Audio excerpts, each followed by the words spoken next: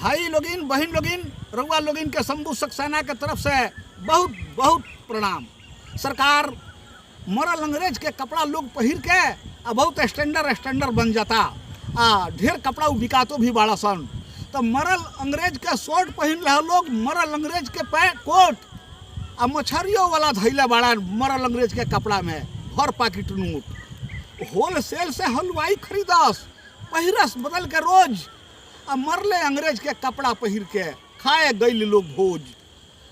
Rickshaw वाला Prince खानी लागस, चर्चिल लागस कसाई आ मरले अंग्रेज के कपड़ा पहिर के ट्रेन में घूमस चाई। अंग्रेज के कपड़ा पहिर के भिखारी भी लोग लागता, विजय माल्या जैसन मोट मरल अंग्रेज के शर्ट पहन रहे लोग, मरले अंग्रेज के कोट। भाई बंधु लोगिन मीडिया पर सोशल मीडिया पर लोग बहुत अश्लीलता फैलावता, ओके लोग लाइक करता, हमनी के साफ सुथरा कुछ बोला तानी जा ओके लोग लाइक नहीं करत।